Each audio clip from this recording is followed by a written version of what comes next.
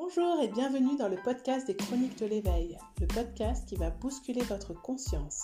Je suis Julie Michaud, coach et thérapeute, et surtout une femme passionnée par les relations humaines et le décryptage de ce qui se joue dans notre vie. Dans ces épisodes, je vous partage et je vous transmets des conseils, des outils et les personnes inspirantes qui m'ont accompagnée et qui m'accompagnent toujours dans mon cheminement personnel et spirituel. Bonne écoute! Bonjour et bienvenue dans ce nouvel épisode du podcast des Chroniques de l'éveil. Aujourd'hui, j'ai envie de vous parler d'un don que nous possédons toutes et tous et pourtant qui nous pourrit la vie. Ce don, c'est la capacité à se faire des films, à se croire le personnage principal d'une situation, mais un personnage qui n'est pas nous-mêmes. Alors pourquoi je vous parle de ça aujourd'hui ? Parce que dans mes accompagnements et dans tout ce que je partage sur les réseaux sociaux, dans mes podcasts, j'ai vraiment à cœur de vous aider, vous accompagner, vous guider à trouver votre authenticité, qui vous êtes, votre individualité et à vous détacher de ce qui ne vous appartient pas pour pouvoir avoir une vie sans regret, trouver votre raison d'être, pour pouvoir vraiment avoir une motivation à vous lever le matin et à vivre des journées le plus idéal possible pour vous et le plus juste pour vous. Et quand on se crée des films, qu'on commence à s'inventer des scénarios, à projeter des choses sur ce que les autres peuvent dire ou peuvent penser ou attendre de nous, eh bien, il est plus difficile de concevoir la vie la plus juste pour nous parce qu'on va se mettre des barrières. Alors, je vais vous expliquer un petit peu comment ça se passe.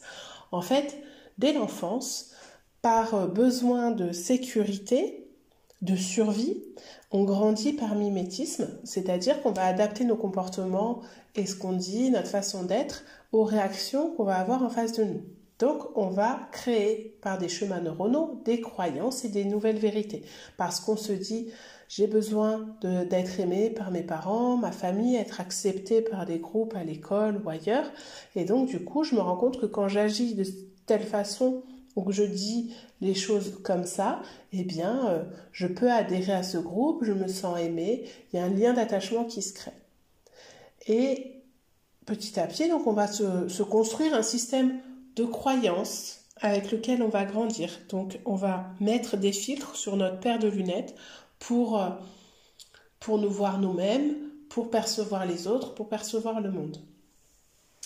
Et en plus de ces croyances qu'on va construire avec le monde qui nous entoure, on va aussi porter dans nos cellules les loyautés familiales.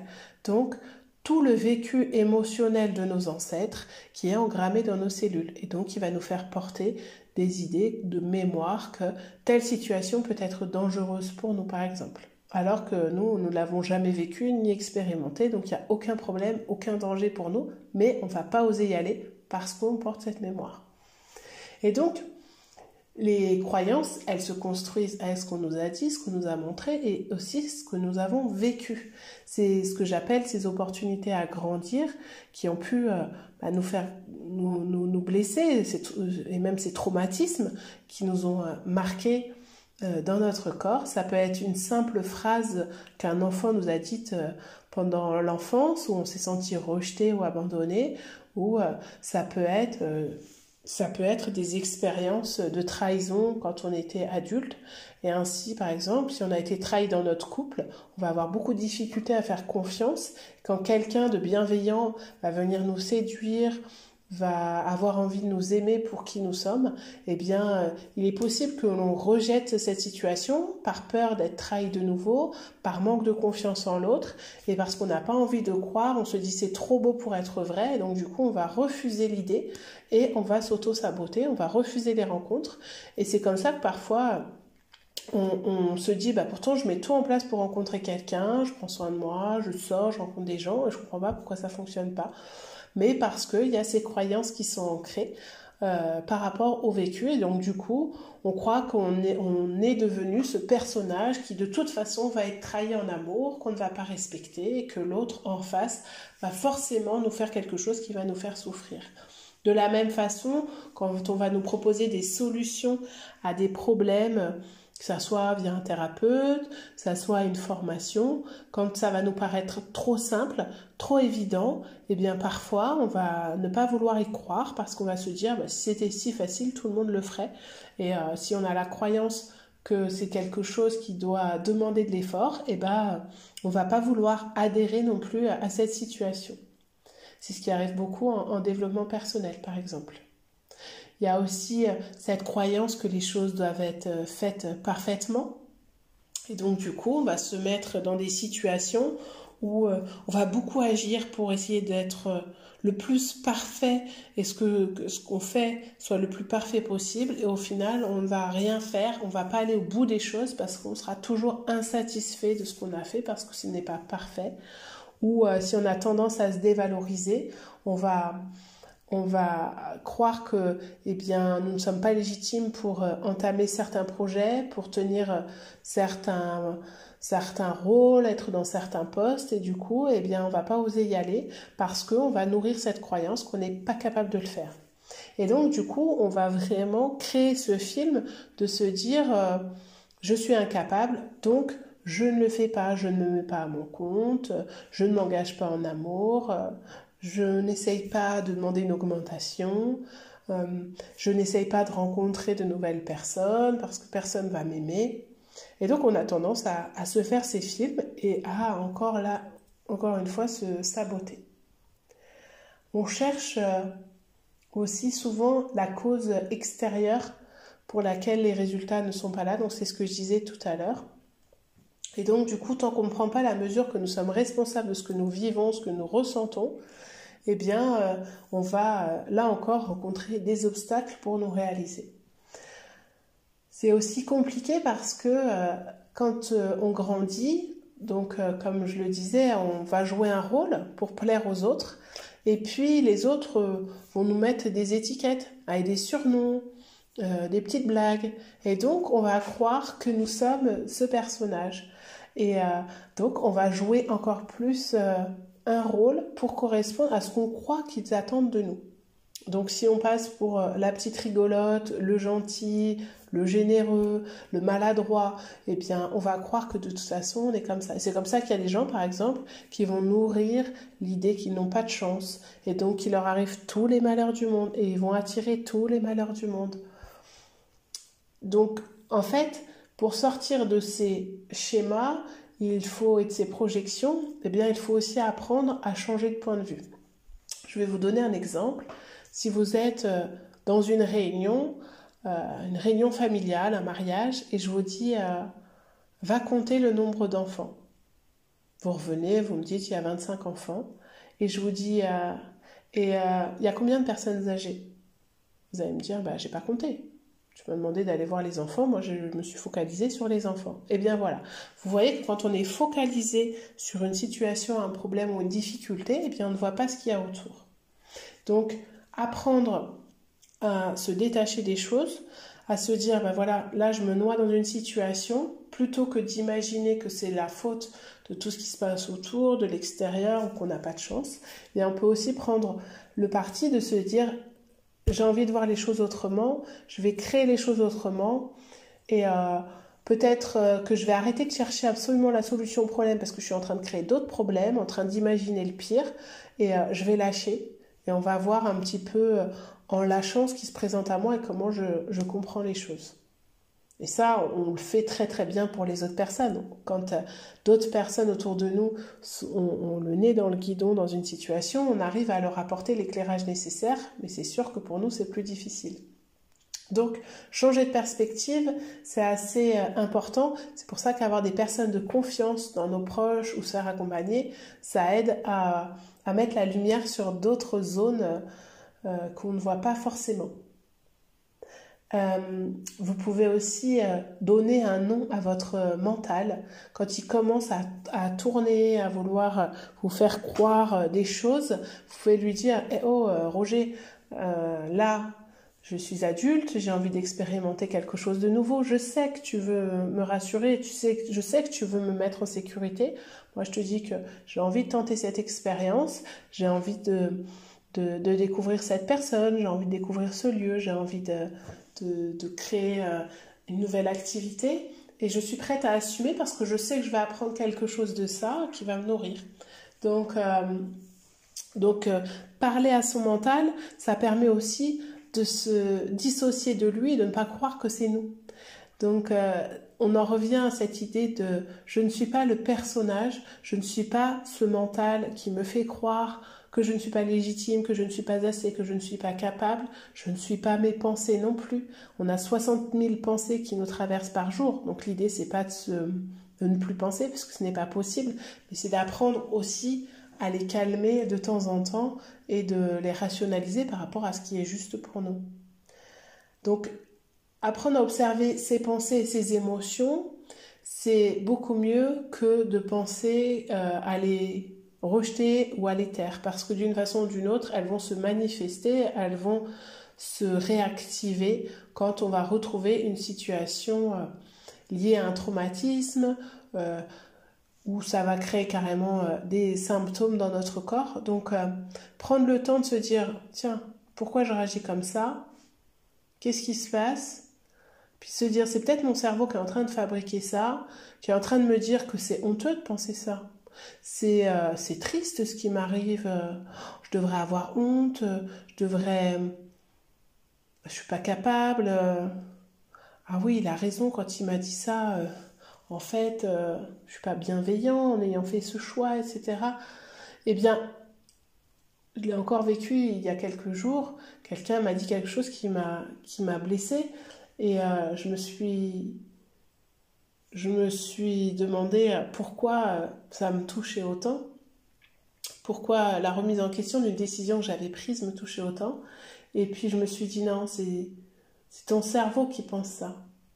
Parce que ça t'a rappelé quelque chose que tu as vécu par rapport à ce sujet-là. Mais le sujet, il est clos. Tu as pris ta décision, c'est ce qui était juste à ce moment-là. Et aujourd'hui, c'est encore ce qui est juste. Donc, je ne vais pas remettre en question cette décision. Je ne vais pas remettre en question ma capacité à aimer et à donner, que cette personne a pu remettre en doute. Ce sont ses blessures à elle, ce ne sont pas les miennes. Et en fait, quand on arrive à avoir cette capacité-là, on accepte d'être titillé, on accepte d'être bouleversé, on accepte que notre sensibilité elle soit touchée, mais on n'autorise pas une autre personne à créer un personnage, à nous coller une nouvelle étiquette. Si elle a envie de croire ça, c'est son problème. Mais moi, je refuse de porter cette étiquette sur mon front. Je continue d'être moi-même parce que je sais que ce que j'ai fait, ce que j'ai décidé était juste à ce moment-là. Et si je me trompe, eh ben tant pis, j'assumerai, c'est ma responsabilité. Et je fais le choix de ne pas ressentir de honte ou de tristesse par rapport à ce qui s'est passé. Parce que aujourd'hui, c'est ce qui était le plus juste pour moi, ce que j'avais besoin de faire. Donc observer ses pensées et ses émotions, ça nous permet de réaligner nos fonctionnements, nos réactions, de les comprendre, de les entendre et justement de ne pas les laisser monter en pression comme une cocotte minute pour qu'un jour ou l'autre, ça finisse par éclater. Donc apprendre à se détacher aussi de ce qu'on ne peut pas contrôler. Les réactions des autres, leurs décisions, il y a des choses pour lesquelles on ne peut pas interagir. Donc apprendre à se détacher de ça, se dire justement, ça ne m'appartient pas, c'est leur choix, c'est leur blessure, c'est leur envie. Et respecter les autres en se concentrant sur notre propre bien-être, sur nos propres rêves, nos raisons d'être, nos raisons d'exister, nos projets, revenir à l'ici et maintenant, nous concentrer sur notre respiration si jamais on sent que ça prend des proportions un peu importantes. Ça permet de vivre de façon plus apaisée. Parce que de toute façon, on ne peut pas changer les choses. On ne peut pas les contrôler. Donc lâcher le contrôle, laisser un peu faire les choses, ça nous permet de nous concentrer sur ce que nous pouvons créer. Et si chacun pouvait se concentrer sur lui-même, je pense que le monde se porterait beaucoup mieux. Donc je ne suis pas mon émotion. L'émotion, c'est une énergie qui me traverse. Qu'elle soit joyeuse, de la colère ou de la tristesse, ça me traverse à un moment donné. Et quand j'envisage le pire d'une situation, la seule chose que je risque, c'est une émotion. Donc je sais que ça va être quelque chose d'éphémère. Et encore une fois, C'est moi qui suis responsable de savoir pendant combien de temps je vais l'alimenter. Je ne suis pas mes pensées. On a bien vu que si je change de point de vue, mes pensées peuvent changer. Je ne suis pas le monde qui m'entoure, je ne suis pas mon enfant. Quand la maîtresse me fait une réflexion sur le comportement de mon enfant, oui, ça va me toucher, mais il faut que j'arrive aussi à me dissocier. Il a fait cet acte en son âme et conscience. Il est responsable de ce qu'il a fait. Et si je lui apprends à se responsabiliser, je vais l'aider aussi à grandir et à ne pas reproduire des actes qui ont pu blesser d'autres personnes. Par contre, si je prends ça contre moi et que je me mets en colère, je vois ça comme une injustice et que j'attaque la maîtresse, ça ne va pas faire avancer les choses. Donc je ne suis pas mon gouvernement, je ne suis pas mon enfant, je ne suis pas mon conjoint. Je suis simplement moi. Et donc apprendre à être soi-même, apprendre à se différencier, ça ne veut pas dire, aujourd'hui on parle beaucoup en spiritualité du fait que nous sommes tous liés. Nous sommes tous liés, nous sommes tous un, nous sommes tous connectés. Mais ça sous-entend que nous sommes solidaires les uns des autres, nous avons besoin les uns des autres pour vivre. Mais ce qu'ils vivent et leur interprétation ne nous appartient pas. Pour changer les résultats de ce qu'on espère dans notre vie, plutôt que de se faire des films, l'idée c'est d'avoir la foi. Donc je ne parle pas de religion, mais c'est juste de croire en la vie, de croire en soi, de croire que les opportunités peuvent arriver. Et demandez-vous si là vous aviez le résultat que vous espérez. Est-ce que vous feriez toutes ces actions? Est-ce que vous feriez tous ces films? Si vous aviez déjà ce qu'il y a là, est-ce que vous n'avez pas tendance à faire des actions qui ne mènent à rien pour faire croire que vous êtes dans l'action? Est-ce que vous ne vous trompez pas? On va prendre l'exemple d'un entrepreneur qui veut vendre des choses et qui va passer son temps à refaire son site internet plutôt que de communiquer, de rentrer en contact avec des gens. Voilà, ça c'est des choses que j'ai moi-même expérimentées. Ça va être de sortir beaucoup en soirée, mais de ne pas donner suite aux rencontres qu'on fait. Parce qu'on croit qu'on ne peut pas être aimé, que l'autre ne nous correspond pas. Parce qu'on n'a pas tous les critères de beauté qu'on pense qu'on devrait avoir pour pouvoir être aimé. Mais si la personne en face, si je vous dis que la personne en face, elle s'en fiche de ces critères-là, si vous vous sentez là aimé par cette personne, au-delà de ces critères de beauté, vous allez vous rendre compte qu'en fait, c'est pas très très important d'être coiffé, épilé d'une certaine façon à ce moment-là. Donc croire à 100% que c'est possible, c'est vraiment, la foi, c'est un muscle à construire.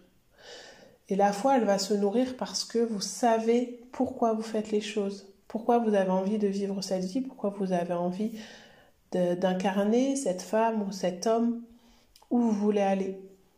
Et plus vous allez assumer qui vous êtes, plus tout va être évident. Et moins vous allez avoir besoin de convaincre les autres, moins vous allez avoir besoin d'inventer un personnage, de jouer un rôle, parce que être vous, ça sera satisfaisant. Et parce que les gens vont vous choisir parce que c'est vous. Ils vont venir à vous parce que vous avez un certain magnétisme.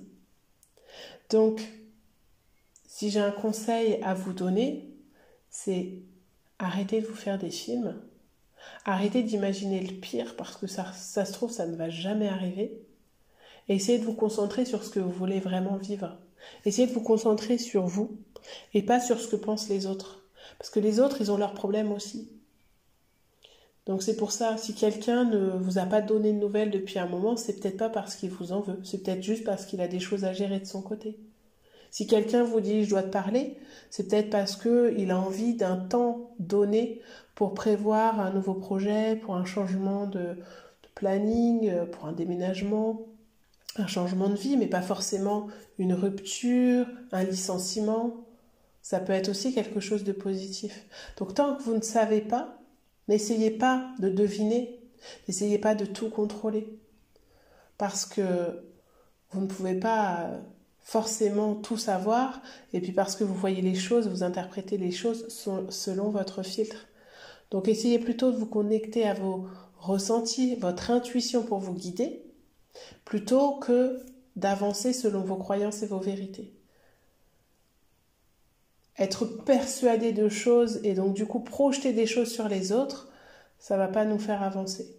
Par contre, si vous suivez ce qui se passe dans votre corps, les signes que vous recevez, si vraiment vous êtes bien ancré à la matière et connecté là-haut, vous allez pouvoir avancer sur le chemin qui est fait pour vous.